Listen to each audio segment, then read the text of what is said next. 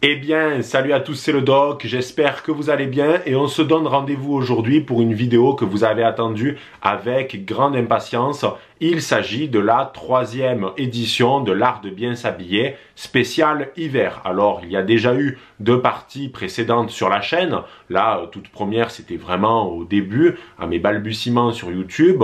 Et il y a eu la 2e partie consacrée à l'été, que vous avez particulièrement apprécié, les barons, parce que j'ai reçu ces derniers mois un certain nombre de messages, surtout au cœur de l'été, de barons de la communauté qui étaient particulièrement heureux de leur tenue parce que ils disaient que je leur avais donné de bons conseils et ça me touche, ça me fait plaisir et c'est pour ça que j'ai décidé de faire cette 3e édition. Alors comme vous le savez, l'hiver vient, comme dirait l'autre, et c'est pour ça que je vais vous donner une série de conseils pour trouver chaussures à votre pied durant cet hiver qui s'annonce rigoureux. Mais avant de commencer, puisque c'est toujours la tradition dans les vidéos en lien avec les vêtements, je vais faire un certain nombre d'avertissements. Si ça te fait chier de les réécouter, il n'y a rien de plus simple, tu vas en description, il y a un timer et tu vas directement à la partie sur les bonnets, puisqu'on va commencer par ça directement. Mais il convient de poser les avertissements si tu es nouveau par exemple sur la chaîne. Premier avertissement, je n'essaye pas de faire du prosélytisme vestimentaire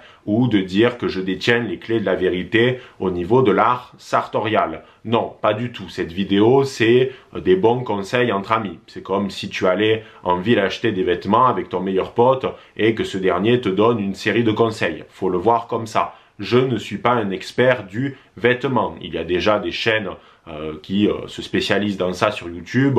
Alex Cormac, mes amis du 3e monde et bien entendu Hugo Jacomet. Ce sont eux qu'il faut regarder en priorité, mais je sais qu'un certain nombre de barons veulent mes conseils. C'est pour ça que je fais ces vidéos. Mais en tout cas, il n'y a aucune volonté de dénigrer le style des autres parce que ça vous regarde. Vous êtes libre de vous habiller comme vous le souhaitez, mais par contre, je suis libre de le faire également. Donc c'est ma vision du style et il n'y a pas de volonté universaliste dans ma démarche. Donc ceux qui sont gênés par ce type de contenu et qui se sentent offusqués, excusez-moi mais vous êtes des pleutres et passez votre chemin, ça va pas vous plaire. Deuxième avertissement, la méthodologie elle est très simple, on va partir de la tête jusqu'aux pieds, donc on va aborder un certain nombre de pièces, mais à la différence des 2 premières vidéos, je ne vais pas pouvoir citer explicitement de nombreuses marques parce que ça serait beaucoup trop long. Par contre, c'est là que la description va t'aider parce que dans cette dernière, je vais mettre les marques que je conseille par rapport à tel ou tel type de vêtements. Je rappelle que je ne suis pas du tout sponsorisé pour cette vidéo. Aucune marque ne m'a contacté, c'est moi qui donne mon avis par rapport à mes préférences en guise de marque. Donc c'est pour ça qu'en description, il va y avoir de nombreuses marques qui vont être proposées, à la fois pour les petites comme pour les grosses bourses. Et il n'y a pas de sous-entendu quand je parle de bourse, les barons. Si on parle d'argent, on arrive au 3e avertissement de cette vidéo, c'est la question des vêtements assez chers. Vous connaissez mon avis, je suis conservateur jusque dans les vêtements, c'est-à-dire que j'accorde une grande importance à la qualité de ces derniers et parfois je suis du genre à vouloir mettre le prix pour avoir des habits de meilleure qualité, mais à côté de ça, une garde-robe pas vraiment exponentielle, c'est-à-dire que je préfère miser sur la qualité que sur la quantité. Donc moi j'achète très peu par exemple de fast fashion parce que je n'aime pas ça, je change de vêtements quand eh bien il commence à y avoir des trous ou qu'il est abîmé ou bien parce que je n'y rentre plus dedans à cause de la muscu. Attention, le fait de mettre le prix dans un vêtement n'est pas de facto synonyme de qualité. Parfois on se fait baiser parce qu'on paye la marque. Mais attention, le prix c'est aussi synonyme de la qualité des tissus utilisés, mais aussi d'un savoir-faire. Et surtout si vous achetez français. Par conséquent, je vais parfois citer des marques considérées comme chères, mais ne vous en faites pas, là encore en description, il y a pour toutes les bourses. Maintenant que tout ça c'est dit, on peut commencer. Tout d'abord, la première pièce que nous allons aborder dans cette vidéo, c'est le bonnet. Le bonnet, c'est particulièrement utile. Pourquoi? Parce que qui dit hiver dit forcément il fait froid, surtout si vous êtes dans des régions compliquées de la France, notamment le nord. Petite pensée pour vous, je suis sur Montpellier donc je ne connais pas ce type de problématique, mais toujours est-il c'est que le bonnet ça peut être une pièce assez utile, d'autant plus si vous avez un jour des cheveux rebelles qui n'ont pas envie de se faire coiffer, vous enfilez un bonnet et le problème est réglé. Par contre, au niveau du bonnet, moi je rejette vraiment toutes les exubérances. Évitez des bonnets avec des couleurs trop vives, comme le rouge, vous n'êtes pas le commandant Cousteau, ou des bonnets avec des fanfreluches et autres pompons, parce que vous aurez l'air d'un con. De ce fait, il vaut mieux acheter des bonnets assez simples, alors noir, bleu marine, dans les marrons, évitez le blanc cassé aussi, et pas besoin de mettre des sommes excessives, hein. Ça reste un bonnet, c'est une pièce très simple. Je vous conseillerais 3 marques, Carhartt, qui fait vraiment de la qualité, Patagonia et enfin Vans. Donc il suffit d'avoir 1 ou 2 bonnets dans sa garde-robe et si par contre ça vous plaît pas du tout, c'est pas un indispensable non plus. Évitez également les bonnets en cachemire parce que ne mettez pas le prix pour un bonnet et évitez ce type de matière parce que le bonnet faut pouvoir le laver et le cachemire c'est compliqué. Autrement, pour remplacer le bonnet, vous avez la fameuse casquette en chevron, un peu à la mode des Peaky Blinders, c'est très classe, ça se marie parfaitement avec certains types de manteaux, mais il faut avoir le courage bien entendu de porter ça parce que ça peut faire intemporel, mais c'est particulièrement classieux si vous décidez de franchir le pas. Deuxième pièce pour l'hiver, c'est l'écharpe. L'écharpe, c'est extrêmement intéressant. Pourquoi? Parce que ça permet de lutter contre le froid et aussi parce que habituellement, les écharpes sont faites de couleurs, avec des couleurs assez vives. Et le problème, c'est qu'en hiver, la plupart de nos tenues sont assez fades parce qu'il n'y a pas beaucoup de couleurs dans la gamme de vêtements proposés en hiver. Donc l'écharpe, ça permet de rehausser sa tenue en termes de couleurs. Moi, personnellement, j'adore le tartan, surtout le tartan Blackwatch, je trouve ça très beau, ça va rehausser en termes de couleurs votre tenue, mais si vous n'aimez pas le tartan, ce que je peux comprendre aisément, vous pouvez opter pour des écharpes unis, par exemple pour du bleu nuit, du bleu électrique ou même du rouge. Bon, le rouge c'est un peu compliqué parce que si vous n'êtes pas François Mitterrand ou un communiste, ça peut faire bizarre, mais ça peut toujours rehausser votre tenue. Une écharpe en laine c'est toujours mieux, alors je sais que certains aiment beaucoup les écharpes en cachemire, mais on retrouve la même problématique, c'est le fait que c'est une matière qui peut très facilement se rétrécir au lavage, vous ne pouvez pas la mettre dans votre machine à laver et le problème c'est que le cachemire ça peut gratter chez les gens qui n'ont pas l'habitude parce que les écharpes comme le bonnet vous allez la laver assez fréquemment parce que vous transpirez dedans et vous ne pouvez pas amener à chaque fois une écharpe au pressing ou la laver vous-même, c'est trop chiant. Donc utilisez plutôt des écharpes en coton ou en laine. Maintenant qu'on s'est occupé de ces deux accessoires, il convient de parler de la pièce maîtresse en hiver. Je veux bien sûr parler du manteau. Le manteau, pour le choisir, il faut partir sur plusieurs idées qui vont vous guider dans votre choix. Tout d'abord, vous devez choisir votre manteau au regard de votre morphologie.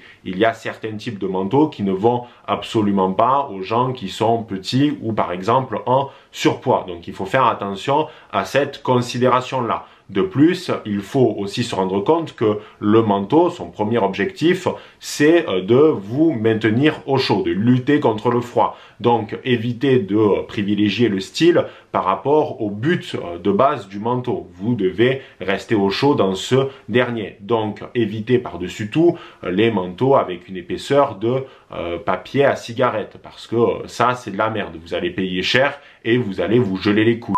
Et enfin, le manteau, c'est une pièce où malheureusement, il faut savoir mettre le prix parce qu'on ne change pas de manteau chaque année. Donc, il faut choisir un vêtement, enfin un manteau qui va être le plus durable possible, qui va passer les années sans trop de difficultés parce qu'on ne peut pas se permettre chaque année de changer de manteau parce que c'est un rapport durable aux vêtements que vous devez avoir et il vaut mieux mettre le prix une fois dans un très bon manteau et le garder 10 ans que en acheter chaque année ou le changer tous les 2-3 ans. Des manteaux, il y en a une pléthore, je ne vais pas tous les citer dans cette vidéo, mais je vais vous parler de ceux que je trouve les plus attractifs, les plus beaux pour les hommes. Alors tout d'abord, on a le caban. Alors le caban, pour moi, c'est vraiment le manteau qui a un meilleur rapport classe-prix. C'est-à-dire que vous pouvez en trouver des pas très chers, c'est pas hyper excessif, c'est très classe et surtout ça tient chaud parce que la plupart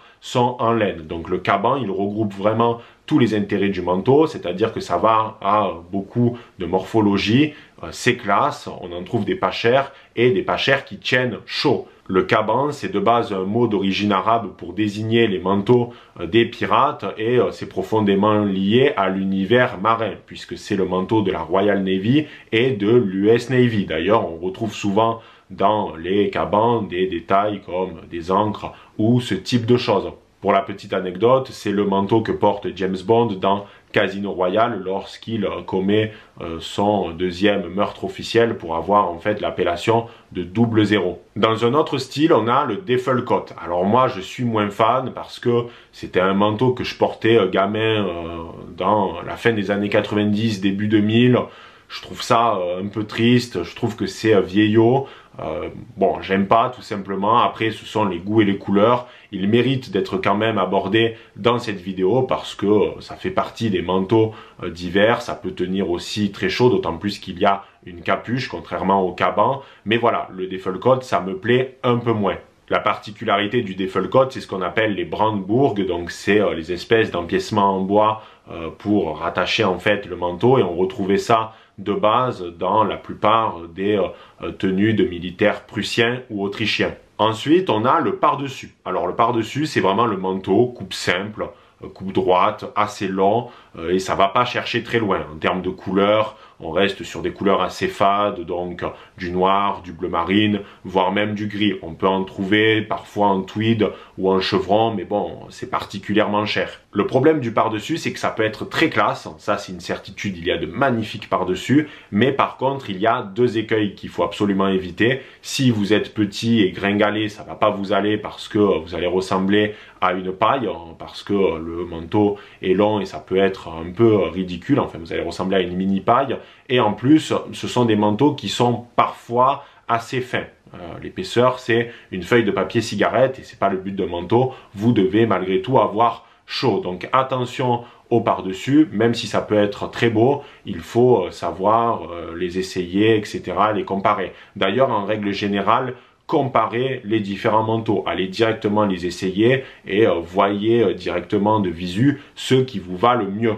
Ensuite, on a le parka ou la parka, je sais pas comment on dit. Alors ça, par contre, pour lutter contre le froid, c'est très bien. Il y a deux marques qui sont extrêmement connues au niveau de la parka. C'est Canada Goose et la Papigerie. Par contre, c'est très cher, mais là, c'est pour lutter contre même des températures pas considérées comme extrêmes, mais des températures négatives. Ce qui est très bien avec la Canada Goose, par exemple, c'est que il y a un effet coupe-vent qui est particulièrement appréciable, surtout quand on est à Lyon, par exemple, où c'est une ville où il y a beaucoup de vent. Par contre, c'est très cher, mais j'ai des amis à moi qui ont la quarantaine, qui habitent dans des pays comme le Canada, où il se gèle les coups théoriquement, mais par contre, grâce à la Canada Goose, ça porte bien son nom, ils ne sentent absolument rien. Donc là, par contre, pour lutter contre le froid, il n'y a rien de mieux, et surtout, c'est une pièce qui dure dans le temps. C'est-à-dire que là, on a vraiment affaire à de la qualité. Mais forcément, en France, je ne sais pas si c'est très utile, parce que même s'il y a des régions où il peut faire très froid, on n'est pas dans des températures non plus extrêmes. Donc je vous mettrai en description des parkas qui peuvent être abordables en guise de prix et je vous mettrai également les plus chers. Alors au niveau de la doudoune, moi je suis pas fan. La doudoune, je trouve que ça fait bibendum Michelin, je trouve qu'on perd de suite un peu la classe dans sa tenue quand on porte une doudoune. En plus ça s'abîme facilement, ça a tendance à nous grossir. S'il vous plaît, évitez la doudoune. Alors si par contre vous aimez ça, ben écoutez, allez-y, mais c'est pas la pièce la plus belle. En hiver, on peut vraiment taper dans du beaucoup plus classe. Et par pitié, putain, achetez pas les doudounes parka de chez Philippe Plein. C'est moche. Quand je vois des mecs comme ça dans le métro le matin, j'ai envie de rentrer chez moi. Je vous jure, hein, je suis à deux doigts de rentrer chez moi. C'est pas beau. En plus, c'est cher. C'est... vraiment, Philippe Plein, je peux pas, je trouve ça ignoble. Maintenant, je vais citer quelques pièces qui peuvent être portées plutôt vers la demi-saison, donc vers la fin de l'hiver, ou même quand vous êtes dans des régions où il fait pas extrêmement froid et que vous avez envie de porter quelque chose de plus léger. Tout d'abord, le trench. Le trench, c'est une magnifique pièce, c'est très classe, ça donne vraiment une élégance assez impressionnante à celui qui le porte, mais le problème c'est que c'est une pièce considérée comme féminine, une pièce réservée pour les femmes. C'est faux, il faut pouvoir oser, mais par contre il est vrai que le trench ne peut pas être porté en fonction de votre morphologie. Si vous êtes petit et gringalet, ça fera bizarre. Par contre, si vous êtes grand et massif, ça peut très bien aller parce que ça va vous donner un relief beaucoup plus important. Le problème du trench aussi, c'est que parfois quand on le porte, certains vont vous faire des remarques du style « t'es inspecteur gadget », bon, on n'a pas les mêmes références, moi je pense plutôt à Alain Delon dans le Samouraï, mais le trench c'est très beau, faut pouvoir oser, c'est vraiment une pièce magnifique. Alors il y a plein de marques qui en font. Bon, celle qui est la plus connue, c'est Burberry, mais c'est à peu près 1000-1500 euros le trench, c'est hors de prix. Mais il y a également Bexley qui en fait des très beaux, Sandro aussi en fait pour hommes, et enfin il y a Guteridge, j'en ai acheté un chez eux, où il y a d'ailleurs une doublure en doudoune qu'on peut enlever. Donc c'est un trench qui tient un chaud et qu'on peut même porter au cœur de l'hiver. Donc le trench c'est beau, surtout si vous le ceinturez, mais voilà, faut pouvoir oser parce que c'est considéré comme une pièce plutôt réservée aux femmes. Mais c'est une erreur, ne tombez pas dans cet écueil-là. Alors ensuite, on a la veste type militaire qu'on peut retrouver dans n'importe quel surplus. Il y en a un très bien à Lyon qui s'appelle Cockpit. Il y a un vendeur là-bas qui est top, qui fait très bien son travail. Donc si vous êtes sur Lyon, allez dans cette boutique. Il y a deux vestes militaires qui sont très connues, la M45 issue de la Seconde Guerre mondiale et la M65 issue de la guerre du Vietnam. Ce qui est bien avec ces vêtements, c'est qu'ils ont en quelque sorte une histoire. Alors je sais que tout le monde n'est pas fan, notamment les militaires, parce qu'ils partent du principe que les civils ne devraient pas porter ce type de vêtements. Bon, je pense que c'est un débat, bien sûr, on peut en parler d'ailleurs dans les commentaires, vous pouvez donner votre avis, mais je trouve que habituellement tous les vêtements qui sont issus du monde militaire, en règle générale, sont très beaux parce qu'ils sont bien coupés, c'est des vêtements qui sont utiles, c'est-à-dire il y a plein de poches, on peut mettre plein de choses, ils sont bien coupés, ils sont cintrés, donc vraiment ces deux vestes-là, elles sont déjà très belles parce qu'en plus vous pouvez généralement les cintrer parce qu'il y a un système sur certaines avec un élastique, donc ça vous donne vraiment une stature beaucoup plus importante et surtout eh bien c'est des vestes qui parfois ont une patine ou un vécu, donc moi je valide totalement. D'ailleurs je vous invite à regarder dans les surplus militaires, notamment au niveau des pantalons. Et enfin, pour conclure la partie sur les manteaux et sur les vestes, je garde le meilleur pour la fin. Alors désolé pour l'accent misérable, mais je m'excuse pas, on est en France. Il s'agit des waxed jackets, donc les vestes huilées ou les vestes en coton huilé. Et la marque reine en la matière, c'est Barbour. Barbour, c'est une marque que j'affectionne particulièrement car elle a un univers qui lui est propre. C'est celui des conservateurs britanniques qui vont chasser les week-ends à la campagne. C'est d'ailleurs, il me semble, la marque qui fournit officiellement la couronne britannique au niveau eh bien, de ce matériel-là. Ce sont des vestes durables, elles le tiennent magnifiquement bien parce qu'elles sont huilées, c'est pour les imperméabiliser. Vous devez d'ailleurs les huiler à peu près tous les ans ou tous les 2 ans, ça dépend de votre usage, parce que ça vous permet de rester au sec. Alors pour rehuiler ces vestes-là, vous pouvez les emmener directement chez Barbour, les envoyer à la maison mère ou acheter de l'huile Barbour et la passer vous-même. Ça prendra une après-midi, mais vous serez content du résultat. Ces vestes-là, donc comme je vous ai dit, elles sont imperméabilisées, donc vous craignez pas la pluie, vous restez au sec et surtout elles ont un super effet coupe-vent. Moi j'en ai une et quand je me promène dans Lyon, quand il y a beaucoup de vent, parce que Lyon est une ville qui est soumise au vent, eh bien je ne sens rien, je ne me gèle absolument pas. Donc c'est même une veste que l'on peut porter au cœur de l'hiver si en dessous on a par exemple un bon pull et une chemise. Ça posera pas de problème. Il y a deux modèles que je vous conseille particulièrement, c'est la Barbour International noir cintré avec une espèce de ceinture au milieu. C'était la veste faite pour les pilotes de moto, et il y a la Barbour classique Beaufort qui est plus faite pour la chasse. Là vous avez une qualité extraordinaire. Pour vous raconter une anecdote, je suis allé à Lyon dans un magasin qui vend des vestes Barbour, et le vendeur m'a montré un certain nombre de vestes qu'il devait d'ailleurs rehuiler, qui appartenaient à ses clients, et certaines étaient très vieilles, elles avaient plusieurs décennies et elles étaient encore plus belles que les neuves, parce qu'en fait la Barbour elle est évolutive. Avec le temps elle va se patiner, elle va avoir beaucoup plus de cachet parce qu'elle a vieilli. Donc c'est une veste qui en réalité quand elle va vieillir va être encore plus belle que de base, ce qui est assez rare dans le monde du vêtement. Et certaines qui m'a montré ce jour-là avaient plusieurs décennies.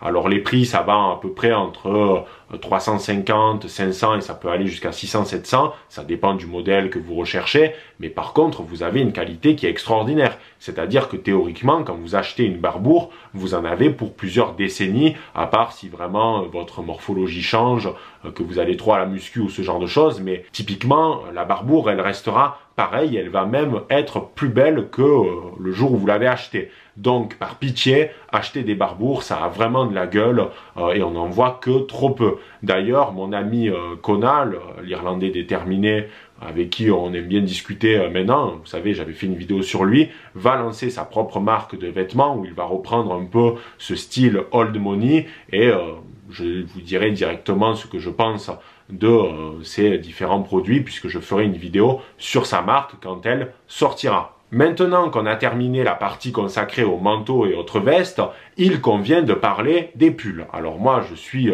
absolument fan des pulls, j'en ai beaucoup, alors je privilégie la laine ou le cachemire, et surtout je vise des couleurs bien précises, le bleu marine, mais également le gris. Je peux aussi aller vers du rouge ou du vert. D'ailleurs le vert est une couleur qui est trop peu portée, c'est dommage, parce qu'elle va quasiment avec tout. En plus, en hiver, c'est bien d'avoir du vert parce que ça va rehausser votre tenue en termes de couleur. Et malheureusement, j'en vois pas assez. Donc, portez plus de vert. Mais au niveau des pulls, faut avoir des pulls de base, comme tout le monde a, assez fins pour pouvoir aussi mettre une chemise en dessous. C'est ce que j'ai fait aujourd'hui avec un pull en cachemire là qui vient de chez Celio et qui est très bien, qui me tient très chaud. Et qui est très agréable à porter. Donc prenez une coupe qui est plutôt cintrée, évitez des pulls trop épais pour pouvoir mettre une chemise en dessous, et la question que vous devez vous poser, c'est quel col vous allez prendre. Est-ce que vous allez prendre un col rond basique ou par exemple un col un peu plus en V pour mettre une chemise et une cravate? Cravate club, toujours, ce sont les plus classes. Ça, c'est une tenue que je trouve magnifique, mais qui est tellement classe que au quotidien, ça peut faire bizarre, ou du moins, vous pouvez pas avoir l'habitude de porter une cravate en public, etc. Mais par contre, c'est un très beau vêtement, surtout si après, vous mettez dessus cette tenue-là, un par-dessus ou un très beau manteau. Là, vous avez une tenue pour l'hiver qui est magnifique. Pour moi, il y a des indispensables en termes de pull en hiver et je vais vous les présenter, il y en a 4 en tout. Déjà, on a le pull demi-zippé, c'est-à-dire c'est un pull traditionnel avec des manches longues, un peu plus épais que celui que je porte là. Mais par contre, vous avez en haut une zip au niveau de votre cou. C'est très beau parce que vous pouvez ouvrir la zip, mettre une chemise et le col de la chemise va ressortir. Ça, c'est top. Je sais que Ralph Lauren en fait des très beaux, mais toutes les marques se sont lancées dans ça aujourd'hui. C'est d'ailleurs revenu à la mode. Donc le pull demi-zippé, c'est vraiment très classieux. Ensuite, on a le col roulé. Alors le col roulé, c'est vraiment le pull qui est fait pour être habillé classe sans vraiment se casser la tête. Noir, bleu marine, gris, voire même blanc si ça vous va, c'est très bien. En plus, ça revient à la mode puisqu'on a des mannequins comme Bruno Le Maire qui nous invite à porter des cols roulés. Mais lui, il porte des cols roulés car il a froid. Vous portez des cols roulés car c'est classe. Je sais qu'il y a plein d'hommes qui osent pas le col roulé parce que ils ont l'impression que ça fait un peu psy ou que ça fait un peu pédant. Mais je vous garantis, c'est très beau, ça tient chaud. C'est durable, toutes les marques en proposent maintenant, ils en font des très bien chez Uniqlo, donc il ne faut pas hésiter à se focaliser sur les cols roulés. Comme je vous ai dit, ça permet de vous maintenir au chaud et surtout c'est comment s'habiller classe sans trop se casser la tête. Ensuite, on a les cardigans. Là, pareil, c'est très beau. Vous mettez ça avec une chemise en dessous, surtout des cardigans gris chiné. Je trouve que ce sont les plus beaux et ils en font de merveilleux chez Pini Parma. Enfin, dernier pull qui revient à la mode, ce qu'on appelle les pulls cricket. Tout simplement les pulls que portent les joueurs de cricket. Donc, ce sont des pulls blancs, tressés avec un col en V et des liserés de couleur juste ici. C'est très beau, vous pouvez mettre des chemises en dessous, il y a même des pulls de cricket sans manches, pourquoi pas après tout. Et surtout, faut pas hésiter à le prendre peut-être plus grand que votre taille, même si je n'aime pas cette mode de l'oversize, mais ça peut être sympa, il faut être honnête, parce que ça peut créer une sorte de style décontracté tout en étant habillé classe. En fait, c'est la mode du old money. Au niveau des chemises, je ne vais pas revenir dessus car j'ai déjà abordé ça très longuement dans la vidéo sur l'été. Vous devez normalement être calé sur cette question-là des chemises. Mais par contre, il y a une pièce qui est revenue à la mode vraiment cet hiver. C'est ce qu'on appelle la surchemise en velours côtelé. J'en vois absolument partout, dans toutes les boutiques, à la fois pour les hommes comme pour les femmes. C'est classe, mais en même temps décontracté. C'est vraiment un mix parfait entre les deux. Vous avez pu le voir dans certaines de mes vidéos. J'en ai acheté deux, une bleue et une un peu beige marron. En plus, il y a plein de couleurs différentes, donc ça permet là encore de rehausser les couleurs de vos tenues. Donc vraiment, misez sur les surchemises en velours côtelé, ça a la cote. Au niveau des pantalons, là encore, il n'y a pas vraiment de surprise par rapport aux précédentes vidéos. Chino, beige, bleu marine, voire même noir, pourquoi pas. Vous avez également le sein Gurkha. Le Gurkha, moi je trouve que c'est le pantalon le plus habillé qu'on peut avoir en ville. C'est une taille haute, vous pouvez le serrer sur les côtés. Il y a plein de matières différentes. Il y a même des matières qui font effet tweed. Bref, ce sont des pantalons magnifiques. Vous avez également les pantalons à pince. Donc vraiment en hiver, il faut miser sur un pantalon qui là encore va vous maintenir au chaud, des pantalons habillés qui va parfaitement se marier avec le reste et notamment avec votre manteau. Par-dessus tout, évitez les pantalons trop courts où vous avez de l'eau dans les caves, surtout en hiver où on va voir vos chaussettes comme ça.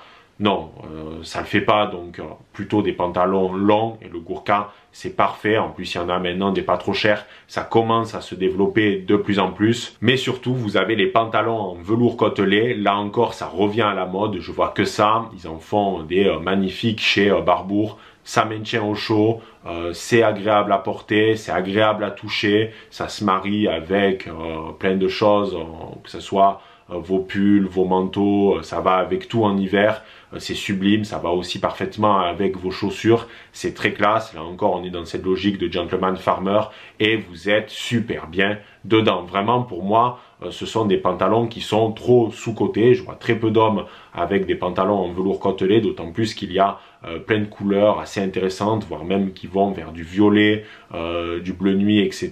Donc vraiment intéressez-vous à ces pantalons là que l'on voit malheureusement que trop peu. Pour ce qui est des chaussures, on ne change pas une équipe qui gagne. Déjà, je vous conseille les Chelsea Boots, c'est parfait pour l'hiver. Donc, ce sont des chaussures un peu montantes. On ne peut pas porter ça en été de toute façon. Mais par contre, évitez les Timberland. Je les ai trop vus. Ce sont de belles chaussures. Alors, je sais qu'il y a beaucoup de débats autour de ces dernières, mais je les ai tellement vues qu'elles ont fini par me dégoûter. Elles me sortent par les yeux. Mais les Chelsea Boots, c'est très bien, d'autant plus qu'il y a des couleurs parfois un peu audacieuses. Ensuite, on a la Sainte Trinité, les Broggs, les Derby, les Richelieu. Les chaussures de ville, utilisez plutôt du noir, c'est mieux.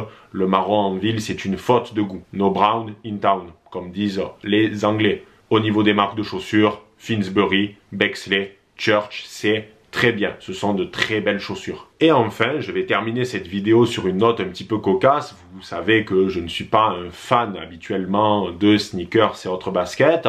Mais il n'y a que les cons qui changent pas d'avis puisque j'ai commencé à développer une certaine affection pour les New Balance. Voilà. Alors je sais que les fans de sneakers vont peut-être s'arracher les cheveux parce que c'est pas la V-Boost, Yeezy, Max, V2, 2.0 qui va sur la lune, etc. Non, ce sont des New Balance parce que je trouve qu'elles sont sympas, les couleurs sont cool, j'aime bien la forme qu'elles ont. Bref, j'aime bien les New Balance. En plus, on est bien dedans parce que de base, les New Balance ont été conçus, enfin c'était la marque qui était connue pour faire des chaussures agréables par rapport à votre forme de pied, etc. Ils avaient des références assez larges, c'est-à-dire que c'est pas la basket de base Adidas ou Nike, non, ce sont des New Balance qui ont, pour moi, de mon point de vue, un peu plus de gueule. Voilà les barons, on en a terminé. J'espère que cette vidéo vous aura plu. Alors je sais que je n'ai pas développé très longtemps, notamment sur la question des chemises et des pantalons, car j'avais déjà abordé ça dans les 2 précédentes vidéos et j'ai surtout voulu me focaliser sur les manteaux et sur certains types de pulls. Néanmoins, vous avez dans la description un grand éventail de choix de vêtements en tout genre, avec des prix variant pour la plus petite bourse à la plus grande. En tout cas, j'espère que cette vidéo vous aura plu. N'hésitez pas à aimer, commenter, à partager. Et surtout, si vous avez besoin de mes avis par rapport à vos tenues vestimentaires, envoyez-moi un message sur Instagram, le Doc Baron. J'essaierai d'y répondre. C'était le Doc. Ciao les barons.